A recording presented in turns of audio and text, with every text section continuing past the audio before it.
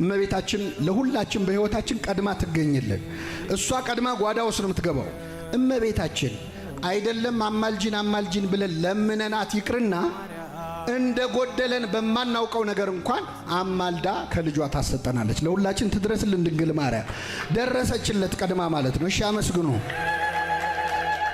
የወይን ጠጁ ምን ባለ ጊዜ አረ ጠጅ የለም ብለው ሰዎች ባጨበጨቡ ጊዜ አይልም። አረ ጠጅ አምጡልን ባሉ ጊዜ አይልም። ማለቁ ራሱ አልተሰማም። ነገሩ ሳይሰማ ሙሽሮቹ ሳይዋረዱ በፊት ፈጠነች። ከመዋረዳችን በፊት ትደርስልናለች እመቤታችን። አሁን ነገሩ ሳይበላሽ በፊት ማለት ነው። ወይን እኮ የላቸውም ማለች። ወይንኬ አልቦም ወይን እኮ የላቸውም ማለት ምን ማለት ነው? ለምሳሌ አንድ ልጅ አባቱ ጋር ሄዶ አባዬ ጫማ እኮ የለኝም ቢል ምን ማለት ነው? ምን አርግልኝ ማለቱ? ለጠቅላላ እውቀት ወቀው ማለት ነው። ጫማ እኮ የለኝም ማለት ምን ማለት ነው? ጫማ ወይን እኮ የላቸውም ማለት ምንድን ነው? ወይን ምን በላቸው? ስጣቸው። ግን ትህትናዋን ተመልከቱ። ወይን እንደዚህ አርገህ እንዲያርግላቸው አላለችው። ችግሩን ያስቀመጠችው። ጸሎት ማለት ችግርን በማን ፊት ማስቀመጥ ነው? እኛ ችግራችን አይደለም የምናስቀምጠው፣ ፕሮፖዛል ነው የምናቀርበው ለእግዚአብሔር። ስንጸልይ ጌታ ሆይ ይሄ ችግር አለብኝ ብለን አይደለም የምንናገረው። ይሄንን እንዲያርገፍተው በጀት ሁሉ እናስገባለን። እግዚአብሔር ይሄንን ሁሉ አርግል። እግዚአብሔር አማካሪ አይፈልግም። ወይን እኮ የላቸውም ብላ የሙሽሮቹን ችግር ልጇ ፊት አስቀመጠችው። የሁላችንን ችግር በልጇ ፊት ታቀርበለን።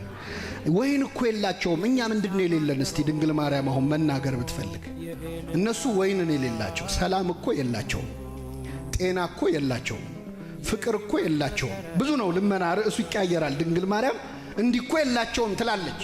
የጸሎት ርዕሷ ነው እንጂ ይሄ ብቸኛ ጸሎቷ አይደለም። ወይን እኮ የላቸውም አለችው። ልክ ይህን ስትለው አንቺ ሴት፣ አንቺ ምን? አንቺ ሴት ከአንቺ ጋር ምን አለኝ? ጊዜ ገና አልደረሰም ማለት። አንቺ ምንድን ያለ? አንቺ ሴት። አቤት! በዚህ ቃል ብዙ ሰዎች ተሰናከሉ። ድንግል ማርያምን ይኸው አንቺ ሴት እኮ ነው ያላት። እሱ እናቴ መቻላት ይላል። ለምንድን ነው አንቺ ሴት ያለው? በመጀመሪያ እናቴ አላላትም። እናቴ ያለባት ቦታ ያሳዩን የሚሉ ሰዎች አሉ። ይሄ በጣም ያስቃል። ድሮ አባቴ ሌላ ተችቶ ወልደዋለች አይደል? እናቱ ነች። ግን አንቺ ሴት የሚል ቃል ለምን መረጠ? ሶስት የመጽሐፍ ቅዱስ ጥቅሶችን ክርስቶስ እዛ ሰርግ ቤት ላይ ያገናኛቸው። ሁለት የመጽሐፍ ቅዱስ ጥቅሶች። አንደኛው ኦሪት ዘፍጥረት ምዕራፍ 3 ከቁጥር 15 ላይ ነው። ሁለተኛው የዮሐንስ ራእይ ምዕራፍ 12 ነው። ሁለቱ ጥቅሶች መጥተው ቃና ዘገሊላ ላይ ተተረጎሙ። ሶስተኛው ጥቅስ ደግሞ የዮሐንስ ወንጌል ምዕራፍ 20 ላይ መስቀል ላይ የተናገረው ነው። ሴት የሚለው ንግግር ማለት ነው። የመጀመሪያው ኦሪት ዘፍጥረት ምዕራፍ 3 ከቁጥር 15 ላይ በአንተና በሴቲቱ በዘርህና በዘሯ መሃል ጠላትነትን አደርጋለሁ፣ እሱ ራስህን ይቀጠቅጣል፣ አንተ ሰኮናውን ትቀጠቅጣለህ ተብሎ ስለ ዲያብሎስ እና ስለ ሔዋን የተነገረ ነው። የሔዋን ዘር የተባለች ድንግል ማርያም ነች። ሴቲቱ የተባለች እመቤታችን ነች። ዘሯ የተባለ ክርስቶስ ነው። ስለዚህ ይህንን ትንቢት መፈጸሙን ሴቲቱ እሷ መሆኗን ዘሯ ደግሞ እሱ ራሱ ክርስቶስ መሆኑን ለማሳየት እናቱን አንቺ ምን ብሎ ጠራት? አንቺ ሴት አላት። የዘፍጥረት 3:15 ሴት እናቱ እሷ መሆኗን አሳየን። አንድ በ ይህንን ቃል መች ደገመው? መስቀል ላይ እያለቀሰች ቆማ ሲያያት አንቺ ሴት እነሆ ልጅሽ አላት። አንቺ ምን?